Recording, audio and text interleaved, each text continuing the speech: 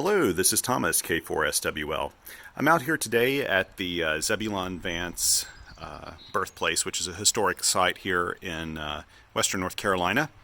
And I thought I'd do a quick Parks on the Air activation. It's normally I come out here with my family, my wife and daughters, and bring my little MSR stove, and we do a picnic lunch and everything, and it's really fun. This is a nice site. I came out here today because it's the closest place that I can activate that actually has a shelter from my home, because it is definitely going to rain here today, probably before I finish. We've had almost 3 straight days of rain and fog here in the mountains. You can see the fog up there. At my altitude where I live, we've been in the fog for 3 days. We haven't seen the sun or anything, so I'm actually seeing at a distance now, being down here. Anyway, today I thought I'd do a fairly quick activation using the Icom IC-705, probably doing phone and CW, and I'll set up the Chameleon MPAS 2.0 vertical antenna. I'm trying to remember if I've paired the 2.0 with the 705 using the Matte Tuner MAT 705 Plus antenna tuner. I can't remember if I've done that or not. I know I've used the Elecraft T1 antenna tuner, so we'll give this a go today. Also, people ask me why I use vertical antennas, and sometimes antennas like the Chameleon, they don't take a lot of time to put up. And yes, they're not as efficient as, a nice resonant wire antenna, but they're usually efficient enough to get the job done, and even at QRP levels. So we'll be trying that today, and you maybe bear with me, and what I'll do is actually show you how this sets up. And we can maybe time that just looking at how long it'll take me casually setting it up. I'm not going to race and do this, but you'll see just as I fumble around and do it, how long it takes me to set this antenna up.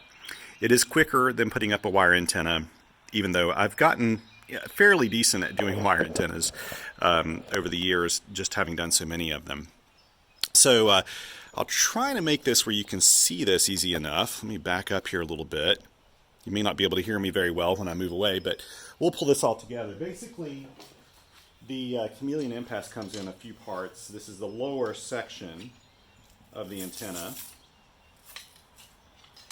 And I'll go ahead and extend that. I'll show you how I do it. Probably other people have other ways of doing it that may even work better. There we go. This thing's machined really, really well. They actually make these things in their factory. I'll hook it up to the spike that goes into the ground. It's a stainless steel spike. Works really well. I've already connected it to the counterpoise that's right here to make it a little easier to set up. Whoops, wrong side.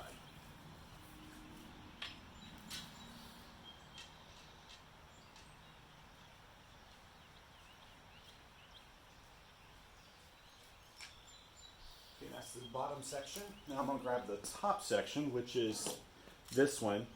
I still have the little plastic spacer protector things on here that Chameleon included when they shipped this. Why did I leave it on? I don't know, but I did. And I'll probably cut those off at some point. But this is the upper section. Now this stuff, you can't tell on the video how this is all very much military grade. Like, this could be a military antenna for sure. It's beautifully designed. Let's see here.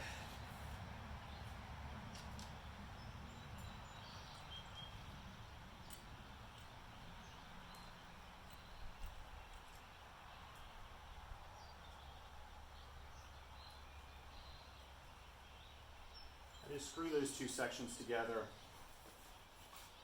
Then I'll pull it up and stick it in the ground. It doesn't have to go very far in the ground. It's not very windy or anything today. Now I'll deploy the counterpoise.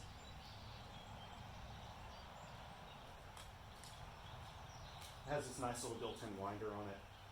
And I'll usually extend this out, 25 feet or something. Probably doesn't need that long, but I'll do that.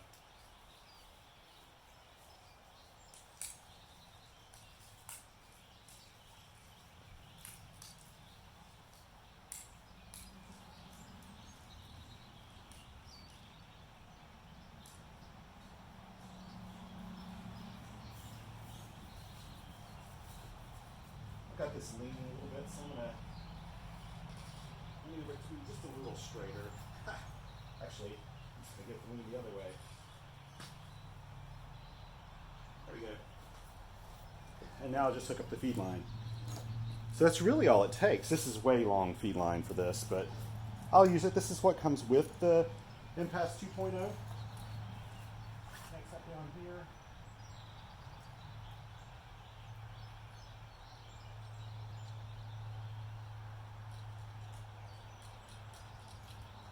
I'm going to double check and make sure my ground is tight. Yes, it is. And that's it.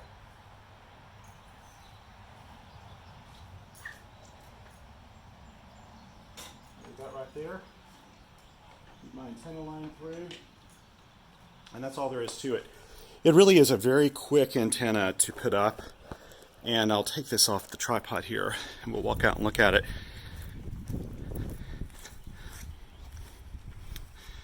So you can see how it is. It's a nice vertical and very easy to set up. Now I actually have the MPAS light as well, which is just one really thick stainless steel whip that's telescoping, and I like it as well, but I kind of prefer using the MPAS 2.0 when I can. Now let's see if I can set up this tripod to get on the air here. If you'll bear with me for a moment. If you haven't watched my videos before, I'm sorry. I'm sorry that you found this channel, but basically my videos are all real-time, real-life videos. You're here with me at this park activation, and we're going to see what happens, how well this works out. Now, also, if you haven't been watching my videos, I should say that I will be operating 5 watts of power only for at least my first 10 contacts. That's my goal this year, so that's what I'll do. And now I need to plug in the key and then plug in the tuner using the supplied cable. It comes with the MAT-705. This is the control cable. And it goes directly above the tuner, the key. The tuner cable goes right above the key cable on the side of the 705. One of my gripes about the 705 is I'm not nuts about how close these are to the back of the front panel. They're just a little hard to get in there. Really difficult to get to the micro SD card. You really have to have, I use needle nose pliers to get in there. Okay, so let me get my connector cables here. Now the Chameleon MPAS antenna has PL 259 on the end. I need to make that a BNC, so I'm going to have to grab an adapter here. And then I need something to connect. So I put this in on the antenna input. And I need a little connector cable to go from the ATU to the transceiver. I got one right here.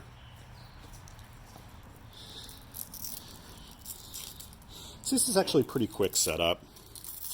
Wire antennas do not take very long, especially since I started using an arborist throw line to hang all my antennas. Man, that just goes so quickly. But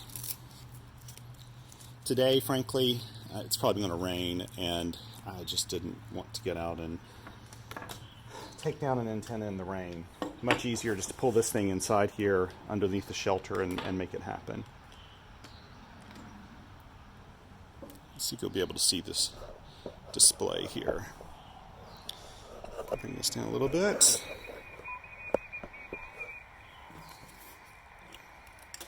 Okay. And it looks like it's working. When this turned on, my MAT-705 Plus ATU has a little light on the front.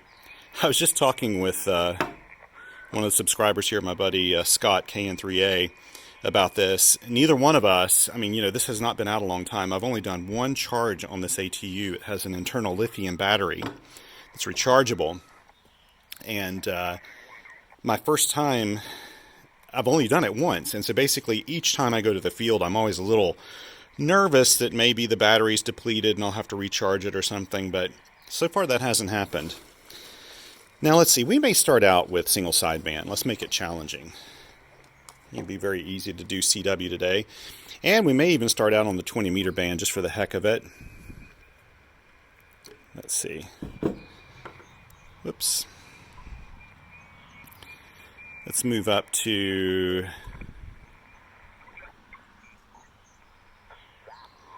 find a clear frequency here.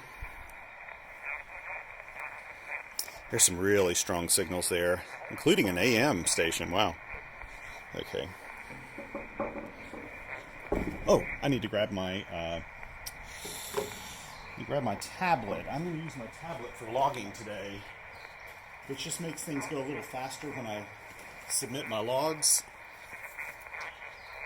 So I'll set this up on the side here. This is my Microsoft Surface Go tablet, which I like using for this. I have internet on my cell phone, which is kind of nice for spotting and stuff. Get my logs set up before I get going. The big thing you have to know before you get out to the park, I have made this mistake before, especially early in my POTA adventures. I'd get out to a park and then realize that I had forgotten to write down my park number. And you really need to know your park number when you hit the field. And especially now when you log, you really need to submit your park number as a part of your log data in the ADIF file. Let me go in here and clear out my old data, delete it, and then we'll start off with some fresh data, and I'll make sure I get my park number in here. Okay, my SIG info is K-6856. Now, I will not spend a long time doing this activation today, probably even if I get a lot of contacts. I don't expect to get a ton of contacts. Today I was even noticing on 40 meters before I left, there were some stations in CW that were struggling out there. I mean, I worked them, but they were having a hard time. Other stations weren't. So yeah, this sounds like a clear frequency to me. I don't hear anybody there. Let's go ahead and tune. Let's see. Actually, what I'll do is go to function, to and let's see here. You know what I'm going to do? I'm going to send. Yeah, okay. I just wanted to see what the so it's getting about a 1-to-1 here, so it's already tuned it up, which is very nice. Let's move back to single sideband, and now I'll use the voice memory keyer to start calling CQ. So that is calling CQ POTA at 5 watts right now. And while it's doing that, I'm going to spot myself, hopefully, to the network, 14.323. Let's see.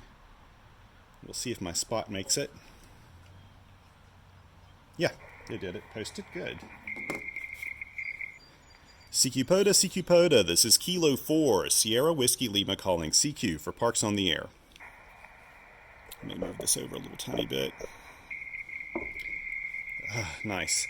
CQ POTA, this is Kilo 4, Sierra Whiskey Lima calling CQ for Parks on the Air. The last thing you really want is QRM right up against you, but CQ POTA, this is Kilo 4, Sierra Whiskey Lima calling CQ for Parks on the Air. I am keeping modest expectations, as I've said before. Yeah, this is telling me that I'll start getting some rain here soon. So what I'm doing now is just triggering the voice keyer, and it's calling CQ POTA for me. If you press and hold it, it'll do it in beacon mode, which is what I was doing before.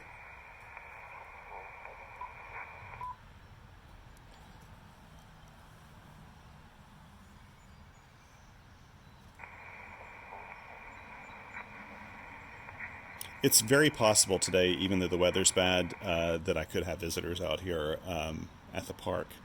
Right now I'm the only person here. But actually when I arrived, there were a group of people just hanging out down here that ended up leaving. I don't think they were planning to do anything, but they were just kind of hanging out. So Waited a little while for them to leave instead of barging in on whatever they were doing. Kilo India 5, Mike Mike. The Mike station, go ahead. Kilo India 5, Mike Mike. Kilo India 5, Mike, you've got a great signal, about a 5x9 here at Park 6856, QSL. Well, you faded out of there on me. Probably about a 44 at the moment. 44 into Texas.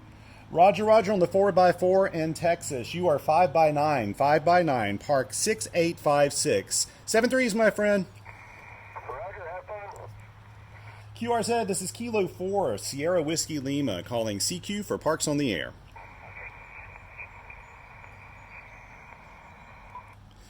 So, hey, that's Texas, 5 watts on a little vertical antenna. I'm pleased with that. So I'm not writing my contacts down here. I tend to do that primarily with CW. With SSB, I can multitask enough to actually write it down in my logbook normally. I can't do that with CW. It just kind of messes with my brain a little bit too much.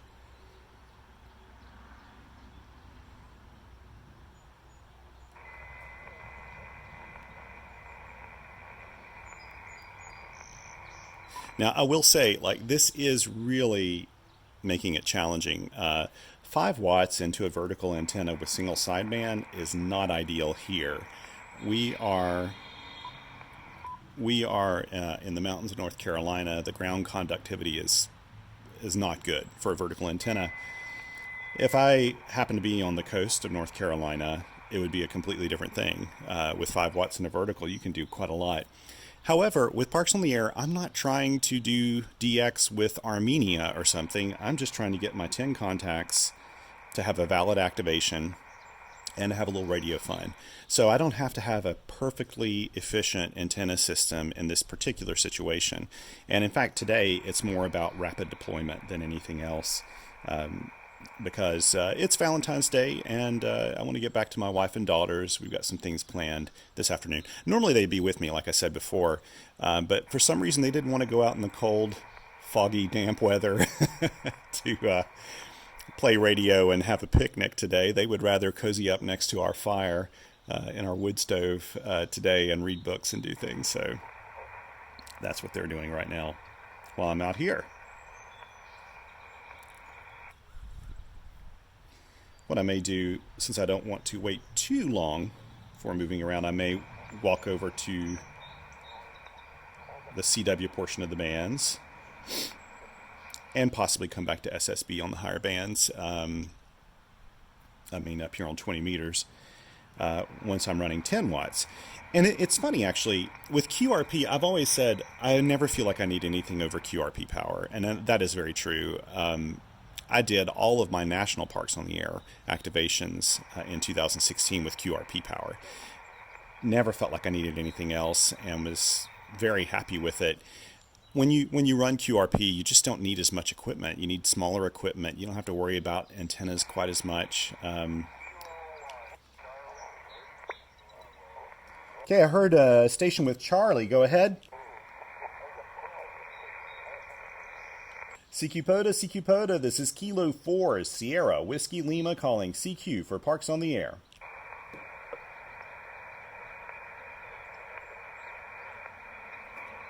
CQ POTA, this is Kilo 4, Sierra Whiskey Lima calling CQ for Parks on the Air.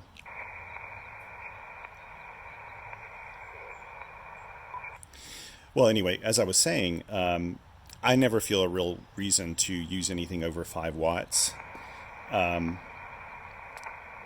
The one exception is, so like with CW, I feel like the difference between 5 watts and 10 watts is very negligible. In terms of signal strength, it's probably not even an S unit. And so it's just not significant. With single sideband, I feel like it makes a bit more of a difference when you can do 10 watts instead of 5 or 20 watts. I think that those first 20 watts, you benefit from that increased power. Of course, the thing you can do that makes the most difference is to have the most efficient antenna that you possibly can. Sorry, thought I heard somebody on there. I think right now we'll move down. I'll make one more call and then we'll move down. But anyway, you want to make the most with QRP. You want to do the most efficient antenna that you possibly can. CQ POTA, this is Kilo 4 Sierra Whiskey Lima calling CQ for Parks on the Air.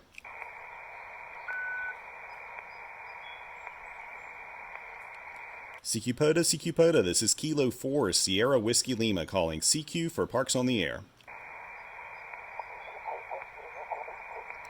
Okay, this is Kilo 4 Sugar Whiskey Lima. I'm on a QSY to do a little CW here on the 20 meter band. This is Kilo 4 Sierra Whiskey Lima clear.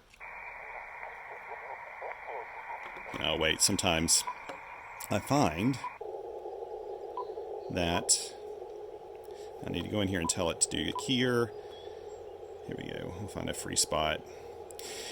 But I find, so with QRP, I just, I try to do the best antenna I can, but in a situation like this, I'm sure I'll be able to get my 10 contacts, hopefully, with just using a vertical antenna. Okay, let's go ahead and tune up. There we go.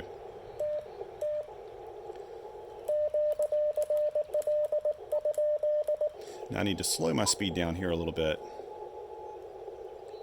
Someone, rightfully so, said that I'm sending a little faster than I can copy, and that is a little misleading when people respond to me, because it is true. I mean, when you do CW, you're able to send faster than you can copy. It's just the nature of the beast. And I get a little too comfortable sending quickly, but when people come back to me at that same speed at 19 or 20 words a minute, I can't quite copy it sometimes. Especially if there are H's and 5s and S's and V's and, you know, all those things that just kind of get me confused. Go ahead and set this to CW. Oh, yeah. I'll need this. Hopefully that will auto spot me now on the reverse beacon network, because I did declare that I was coming out here in the scheduling.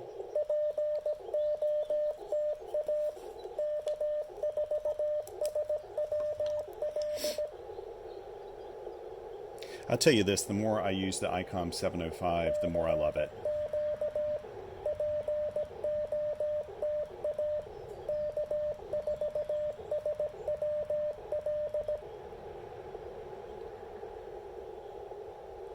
I am at a very odd frequency. 14030.8. I probably should move it up to 31. I'll move it up to 90. Not that it really matters.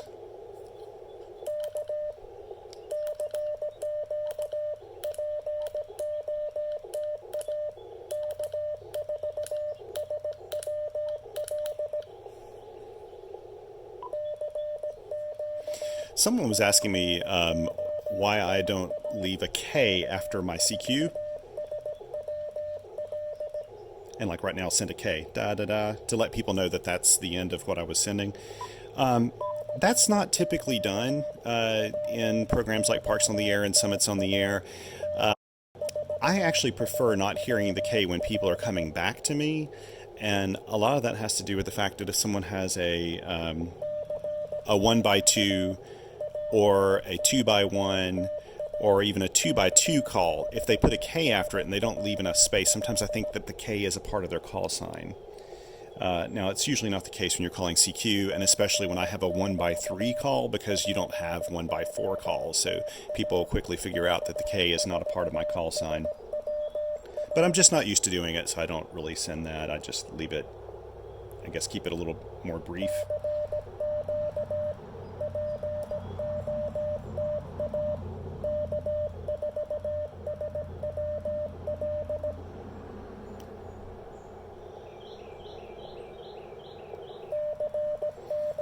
I love my Elecraft KX3. It is still one of my favorite transceivers of all time, probably the highest performance transceiver I have in terms of blocking out unwanted signals. I have the CW roofing filter on it, and it's just bulletproof. I mean, it's such an amazing radio.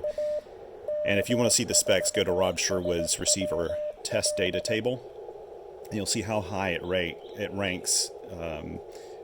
you know, and in all of the categories really on his excellent lab tests. But I have to say, I prefer the audio of the Icom IC-705 to my KX3.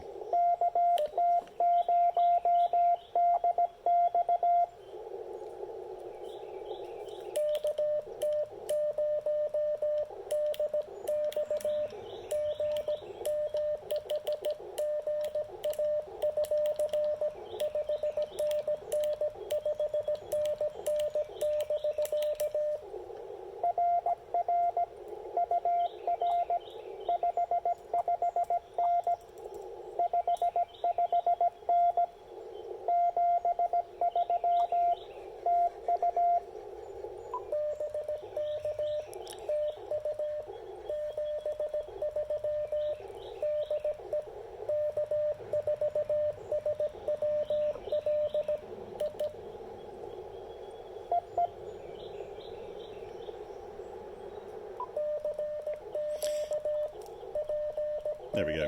Yeah, but I have really gotten used to using the 705 and really love it. I'll never get rid of my KX3 though. I love that radio.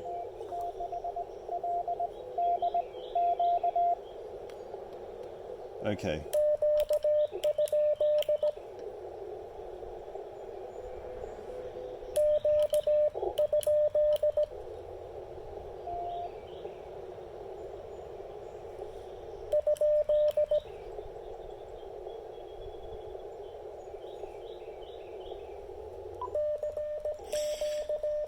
Almost caught that. I think it's K6, L something Q maybe.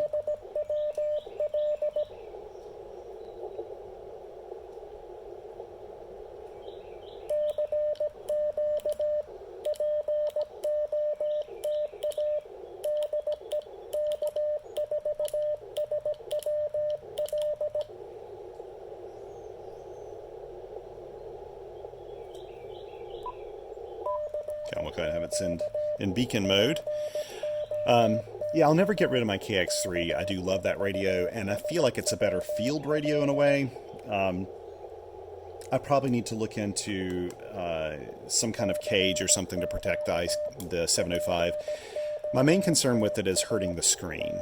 I wish someone made a cage or something that would protect the screen.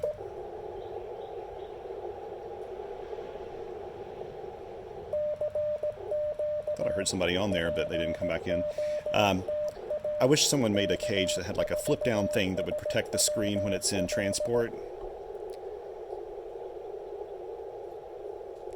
I love using it when I've got something like a picnic table, or even I've been known to put it on my backpack in the field and use it. The KX3 I just feel like it's a little more rugged, and I've got side panels on it to protect it.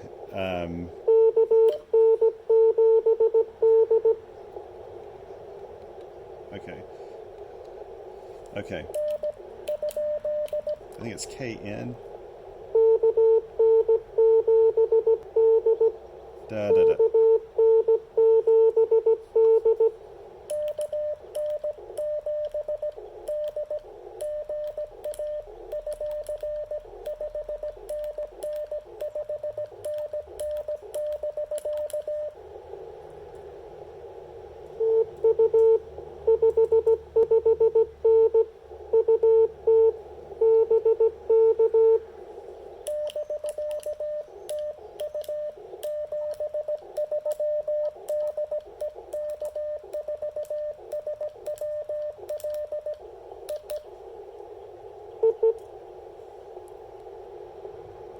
I think that was Washington. I can't remember now. I was busy thinking about logging him.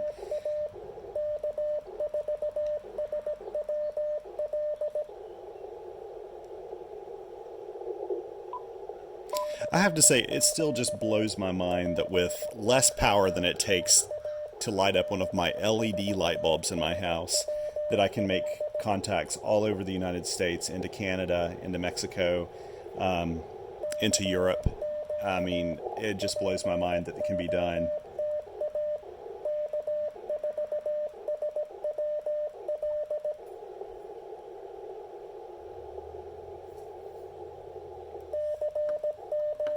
I'll move down to 40 meters here in a little bit and actually call CQ phone. One of the great things about having an antenna like this, and I think I said this in a previous video, is when you have one of these verticals like the Chameleon IMPAS 2.0, which really I can't recommend highly enough. The thing is like bulletproof. Like I think that antenna will last for years and years and years. And fortunately, Chameleon hasn't asked for it back yet, so let's just keep that between us. So I'll keep deploying the thing, but it's built so well. It costs a fortune. I mean, these are expensive antennas, but wow. I mean, if you saw the video I posted not long.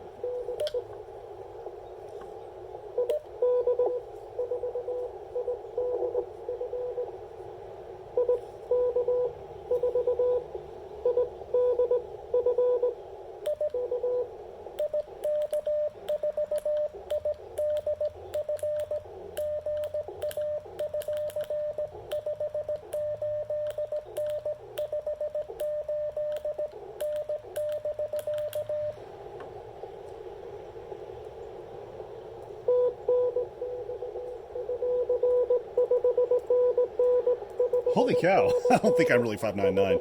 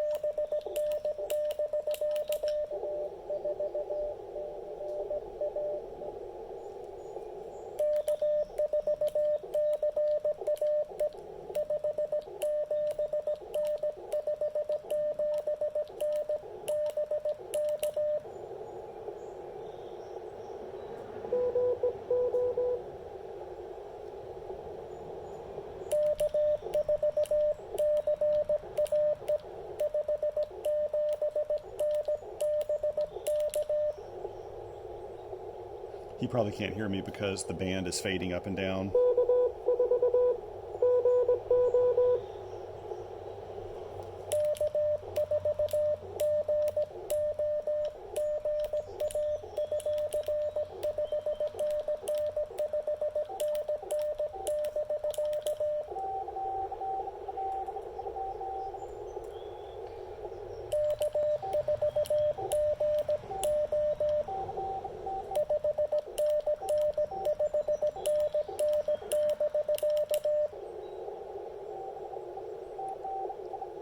Why am I missing somebody here?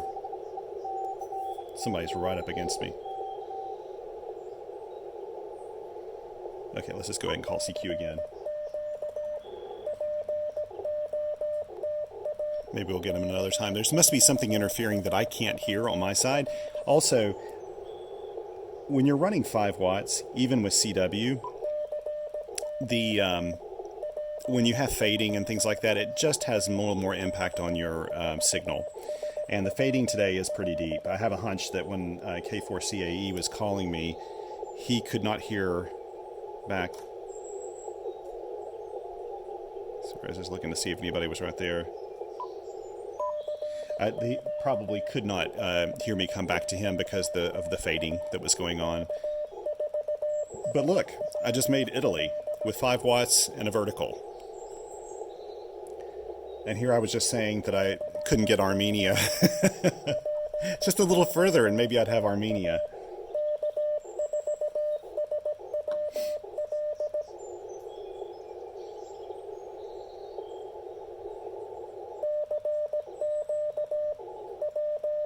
We may move down to 40 meters here in just a second.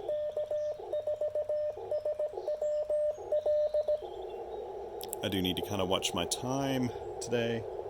Yeah, let's go ahead and do that. Let's move.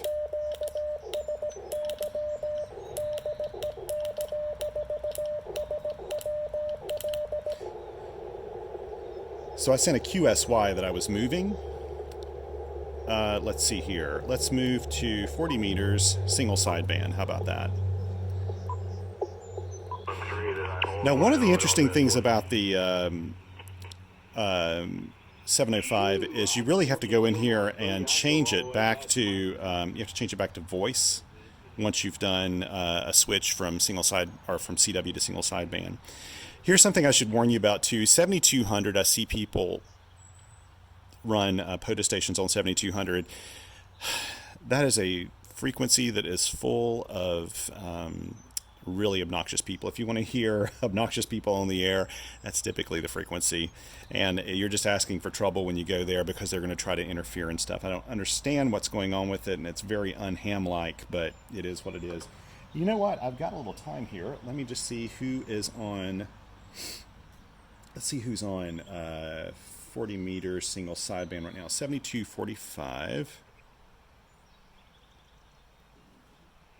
See if I can hear anybody. Yeah. Okay, let's see.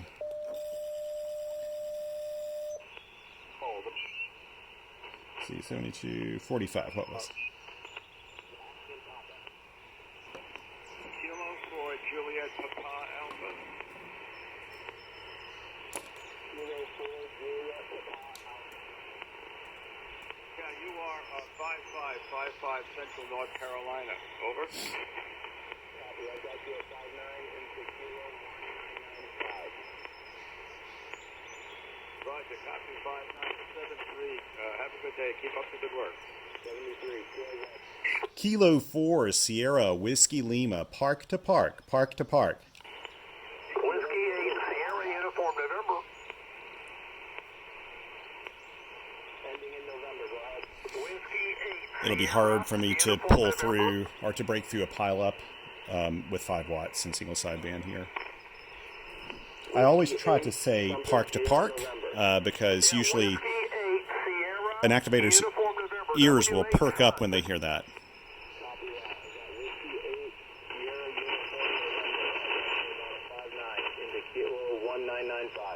QSL, you're 5555 in Virginia. QSL? QSL, thank you much. 73. 73. Kilo Echo 0, Bravo, Mr. Queen. Kilo 4, Sierra, Whiskey Lima, park to park, park to park. Romeo 2 Golf, go ahead. I'm not going to be able to get through this, I don't think, right now. Golf 59, what's the news? I may look for... Copy, I got you. November, Romeo 2 I don't see anybody right here. Is this frequency in use? Is this frequency in use? This is Kilo 4, Sierra Whiskey Lima. Let's see here. I need to try to... I gotta remember how to do this. I haven't done it in so long. Noise blinker. Let's turn that on. That'll help take out that... You heard that popping? I'll move it back and you can hear it again. You hear the pop, pop. That is an electric fence somewhere around here. Very common sound in rural North Carolina. Noise blinker effectively kills that. Thank you, noise blinker. Okay. Let me spot myself again. 7263. So I'm going here on my phone, trying to find my call sign. Ooh. I must be down. Oh, I think I'm down in the scheduled things and not the active spots. Let's see. Here we go. So I'll just respot myself as me. And go down here and change the frequency to 7263. And hopefully it won't ask for comments. There we go. Sometimes it asks for comments, and that's a pain to put in with with a phone. I hate using iPhones for typing anything.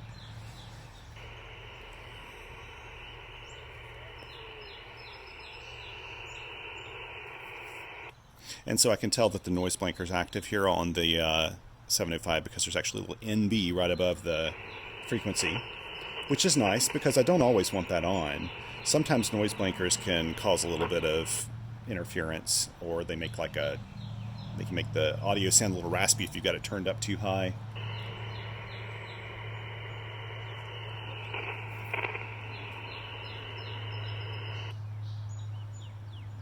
If I had the monitor level turned up, I say this every time, I don't, to be honest, I just don't turn it up because it distracts me when I'm hearing my own voice calling CQ, so I actually like having it off. But if I had it on, you would hear me calling CQ POTA, CQ POTA. 1, 2, 3, 4. 1, 2, 3, 4. Nice. Someone's calling, someone's testing right on top of me. They probably can't hear me though. CQ POTA, this is Kilo 4, Sierra Whiskey Lima, calling CQ for Parks on the Air. CQ POTA, this is Kilo 4, Sierra Whiskey Lima, calling CQ for Parks on the Air. CQ POTA, this is Kilo 4, Sierra Whiskey Lima, calling CQ for Parks on the Air. CQ POTA, this is Kilo 4, Sierra Whiskey Lima, calling CQ for Parks on the Air. I'll turn on my voice saver. It is really nice that 705 is one of the few transceivers where you can really easily tell which memory locations have a voice command on there. I probably could change the label on these. I'm not sure. I can on the CW ones. It'll tell you what the messages you're sending, but I probably have to set that myself. I've never done that.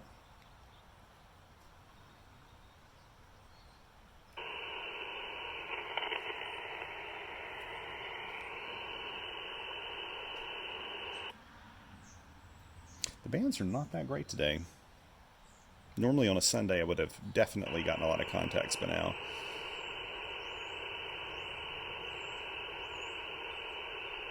This morning a couple of buddies and I were chatting online because both of us had worked a 40 meter CW station that was out there calling, I think in Maryland, and they were calling CQ a really, really long time with very, very few people coming back to them, even though we could hear them. Norway 8, India.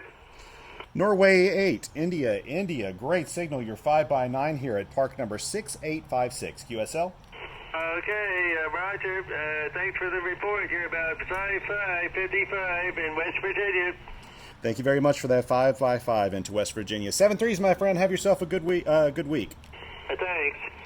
QRZ, this is Kilo 4, Sierra Whiskey Lima for Parks on the Air. That was wishful thinking.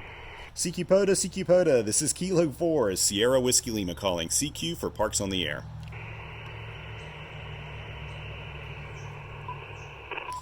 Part of the fun, though, of taking radios out is not knowing what's going to happen, and hey, that's what's happening right now, and that's fine. That West Virginia station was crazy loud.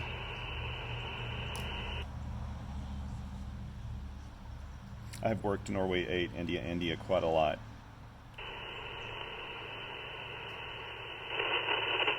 In the past.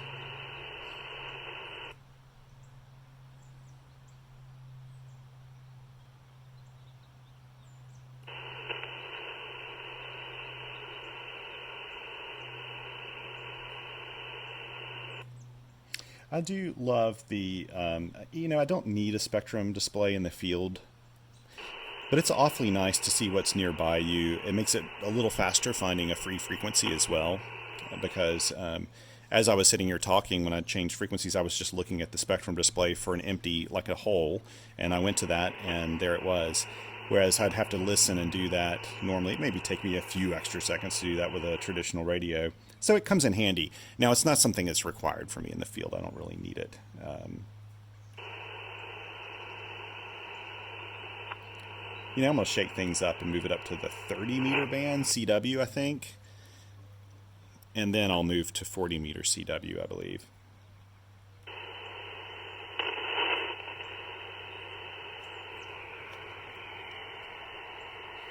This is Kilo 4, Sierra Whiskey Lima, calling CQ for Parks on the Air. Okay, this is Kilo 4, Sierra Whiskey Lima. I'm on a QSY to the 30-meter band. So what I'll do is hit this, hit 30 meters, have to go back and change this to the keyer setting, find a nice clear spot.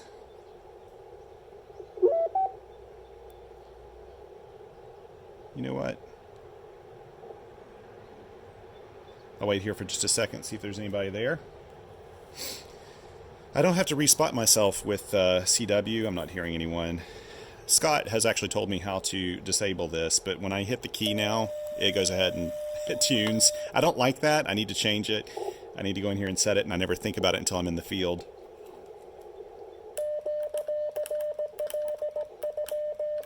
But doing what I did, which is basically tuning up, I never, ever, ever do that unless I hear that the frequency is pretty much clear.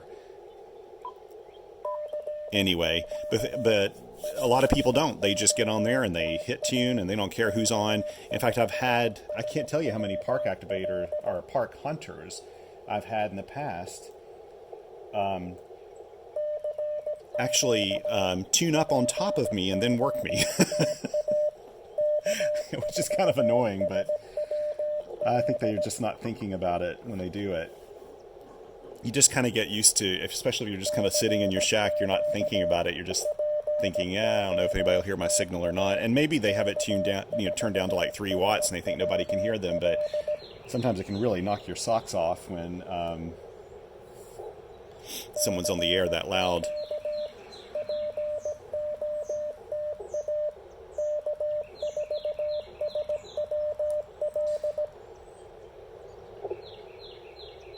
I'm still hearing the higher bands when I'm doing 30 meters.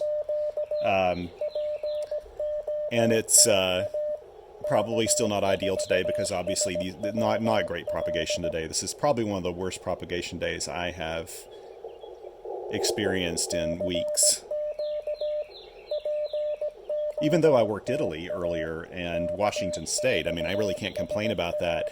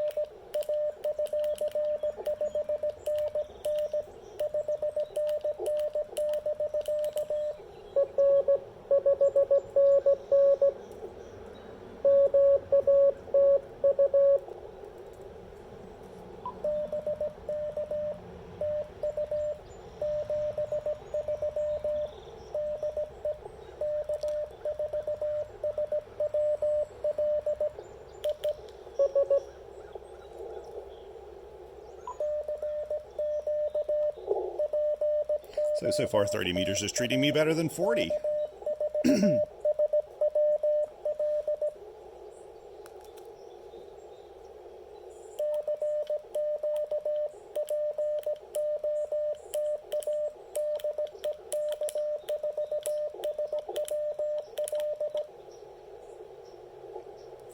Probably my most productive band today, though, without a question, will be 40 meters CW. And possibly 80 meters. I may go down to 80 meters real quick. I don't have a lot more time, though. That's the only thing I'm trying to watch right now. I'd like to leave here within 20 minutes. I've got 7 contacts logged, which isn't bad. I mean, what else to do on a cold, damp day? This actually is not that cold. I have had way colder days lately. This is pretty balmy compared to what it has been, but it reminds me so much. Today reminds me so much of living in England. It's just unreal. If it wouldn't be for the rural North Carolina vibe, I would think I was in England. I lived in England for several years. In fact, my wife and I were married there, and I absolutely miss that place. It's funny, when I first moved there, I moved from Munich, Germany, to England. And when I first got there, I thought, I don't know if I'm going to like this place. The people were great and everything, but when we moved there, I think it was in 2000, they were having floods and stuff in the area where we were, and some of the wettest weather they had in like written history. And it was challenging there for a little bit. I didn't see the sun for what felt like months. But I tell you what, I absolutely fell in love with the UK. Loved living there, and I would move back in a heartbeat.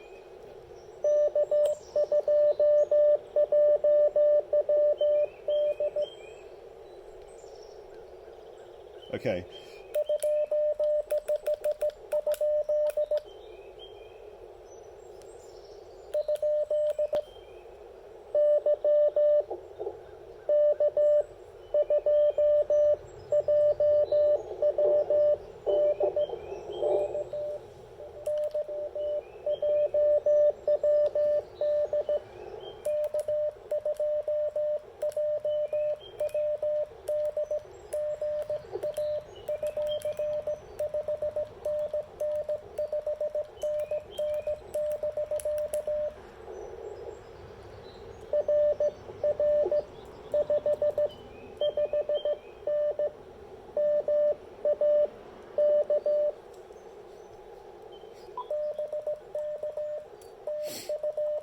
But yeah, I love living in the UK.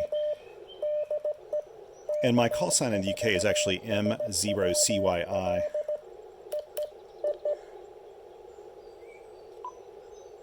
And when I go back there, we will plan to go back there post-pandemic for maybe even rent a place for a month or two if we can. And I'd like to do some summits on the air there and parks on the air. Parks on the air is still relatively kind of new there. I do see the odd park pop up. Right now you're not seeing them at all because the UK is in lockdown, but I'd like to do that. I also lived in France for a year of university. Moved there on my own, not a part of any program. I just kind of went to Grenoble, France. Loved it. And for quite a few years worked in France while I was based in the UK and based in Germany. And actually, one of my French viewers on YouTube asked me if I'd do a video in French of doing a Parks on the Air activation, and I may brave up and do that. I don't know all my radio terminology in French, so I don't know how well that'll go, but hey. Okay, let's move down to the 40-meter band.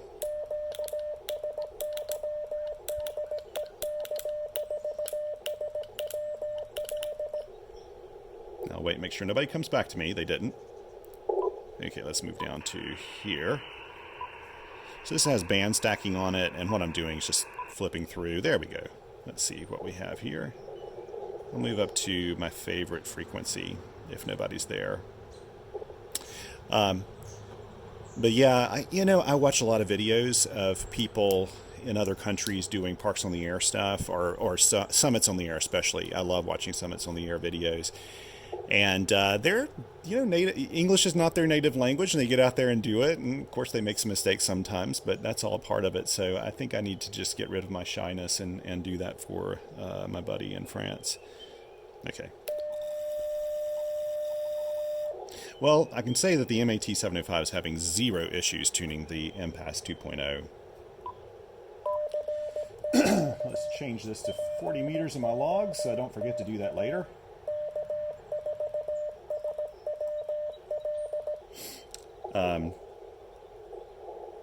So yeah, I may do that in an episode. I don't know if I'll maybe do the whole thing in French. What I may do is just flip back and forth between English and French, and see how that goes. You'll be able to hear a southern redneck speak a little bit of French, which should be novelty, but it's good fun. I would love to do summits on the air in France. That is one place I'd love to do it. I used to live in the Alps near the town of Grenoble.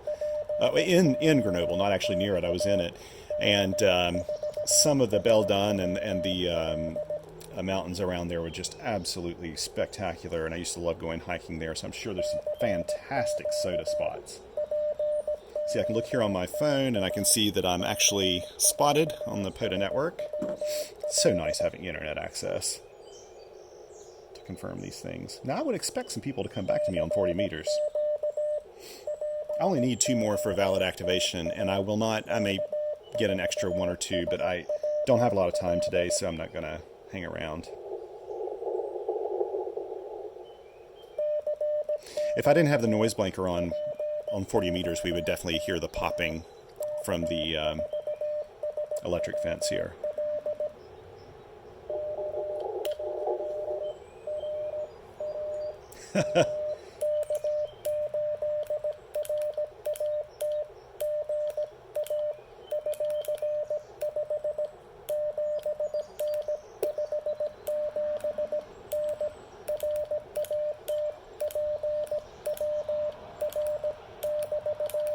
That's my buddy Mike, K8RAT.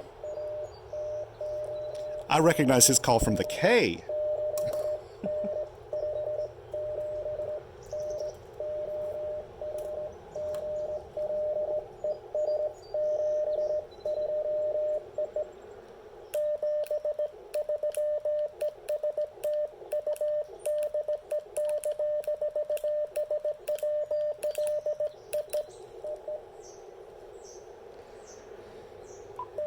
That was number 9.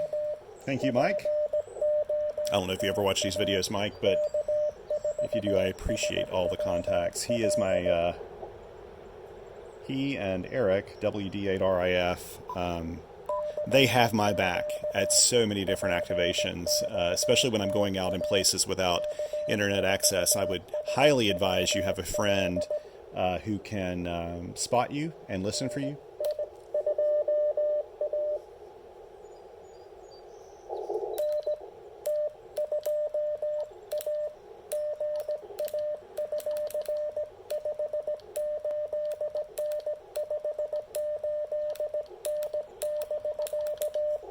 In T2A.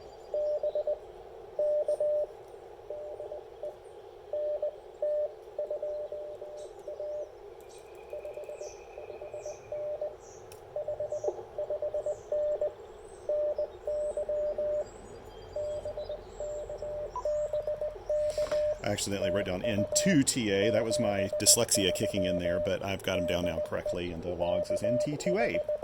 Actually work him quite a lot.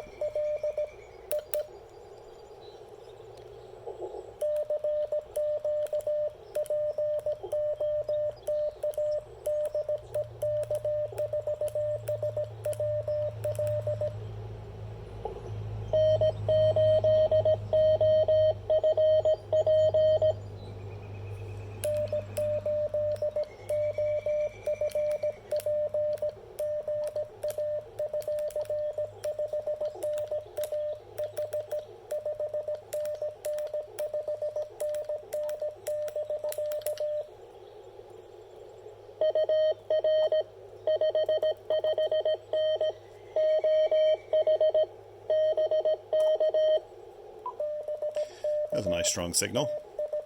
So I got 11 now.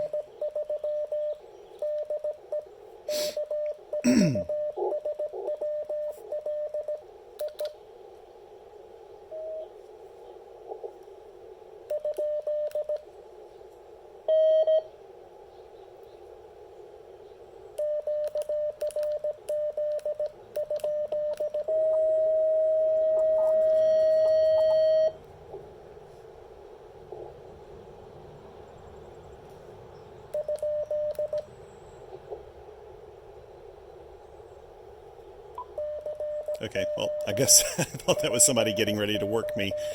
It's a little different if someone's calling you and you come back to them with an incomplete call and...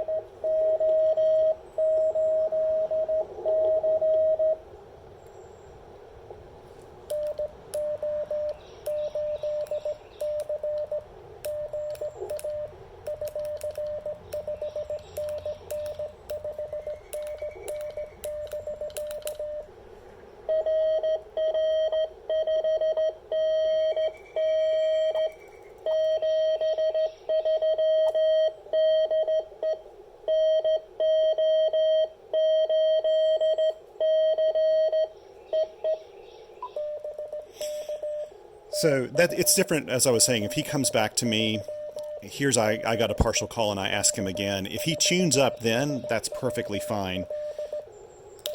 A lot of times he's usually just making sure that you know, I'm able to copy him properly, and that's it. It's probably my last CQ call here. I may go down to 80 meters really quickly.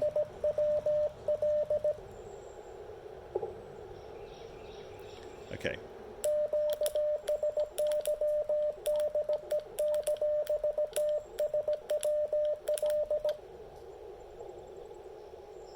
Okay, let's move down to 80. Let's see if this will tune up 80 meters to begin with. I see no activity there. There probably wouldn't be this time of day.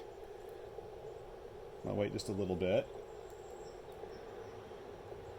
Now, an interesting thing I'll do is see if... that was a really quick... Oops, what am I doing?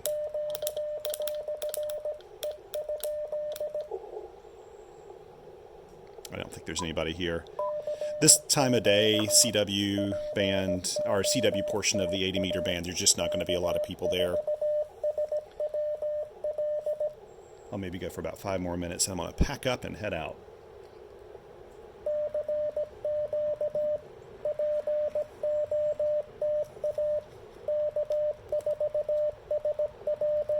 I don't think I'll do 80 meters phone at this point.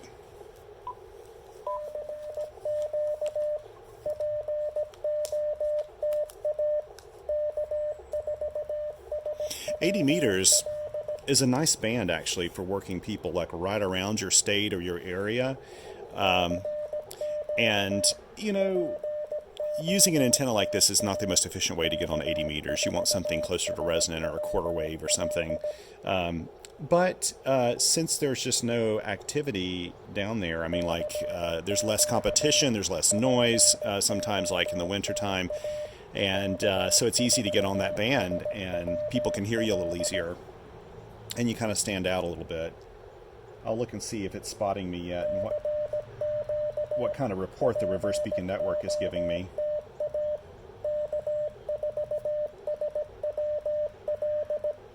One dB. That's pretty low. I just checked the reverse beacon network and I'm getting 1 dB on here. I'll call for just a little bit longer and then I'll start packing up. In fact, I'll go ahead and unplug this microphone. We'll see if it stops it. Ah, it didn't. Good. I think on an Elecraft that probably would have stopped the keying if I had pulled out the microphone.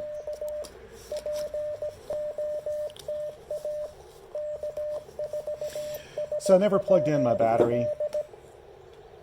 This is the battery I like using now, a BioNO lithium iron phosphate battery. So this is a 12 volt 3 amp hour battery. Gosh, it'll run this thing for hours if I want it to, at a full 10 watts. Right now I'm just running 5 watts, but I have no motivation to run anything higher than 5 watts right now because I'm going to hop off the air. So it's nice. I've got everything from Washington State, I believe that was Washington State, to Italy, and a whole bunch of the Mid-Atlantic and Midwest. Texas. I have Texas on here as well. It may have been one of my first ones, maybe. I can't remember. Got New York, Massachusetts. It's nice with 5 watts.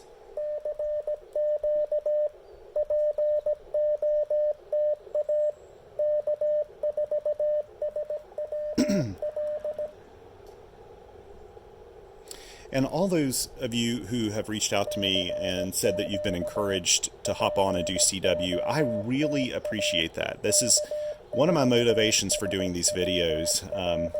I'm obviously not doing this as a money maker. I've got no ads or anything in the videos. I just do them because they're fun, and I absolutely love encouraging people to play radio because it's something I love doing, and I like sharing that passion.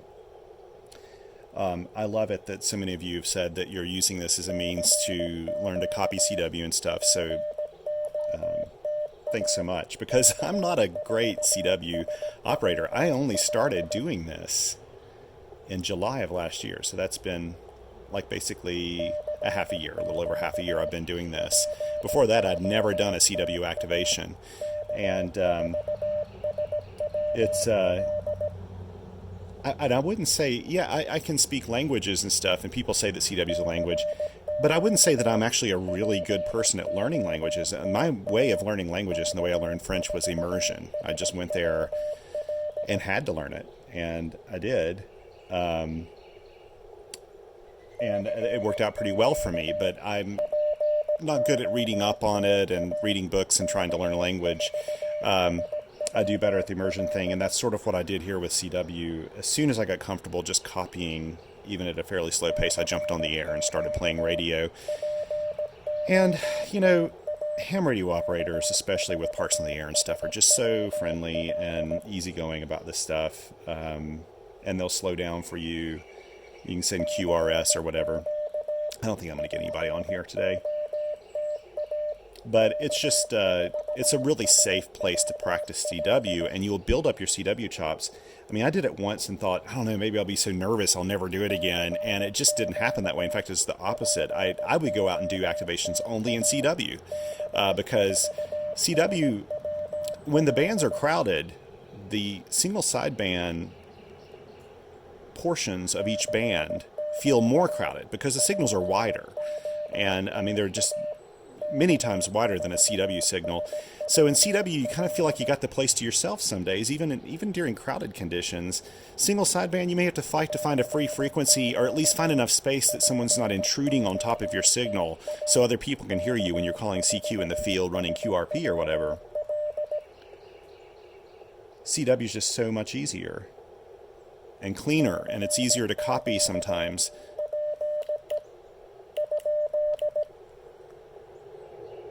Thought I heard somebody.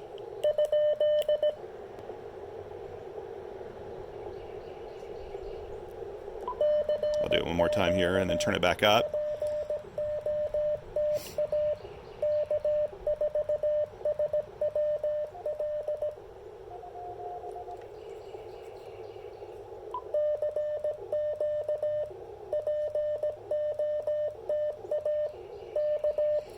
See if my reverse beacon network spots are looking any better.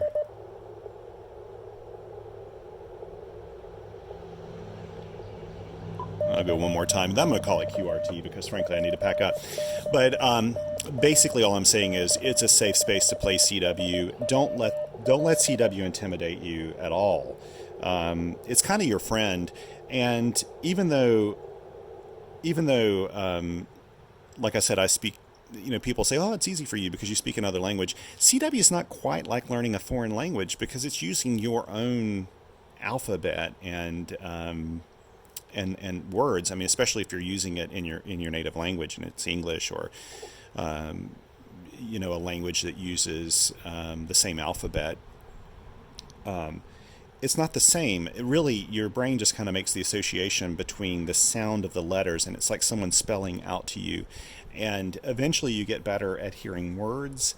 I'm not quite there yet with rag chewing. I send at about 18 words a minute. If people come back to me at 18 words a minute, I usually can catch their calls. If they go a little faster, I may get it or may not. But if I'm rag chewing, it's probably going to be closer to 14 words a minute, maybe even 13. I just need a little more time, honestly. These are short chunks that you're doing for Parks on the Air, so you're not sending really long strings with, you know, where you know, it's kind of predetermined messages. We know what we're sending each other. So anyway, I'm going to hop off here. Thank you so much for joining me today. If you feel like it, you can subscribe. It gives me an idea of how many people are watching or whatever. But again, I appreciate you coming out here with me today and playing a little radio. If you'd like to see more, you can read. Actually, I'll include a link. I usually write up a full field report with each one of these videos on QRPer.com, my blog. Feel free to look on there and kind of get some information, and the links to all that stuff will be in the little notes or comments here below. So thanks so much. Enjoy your week and get out there and play some radio in the field.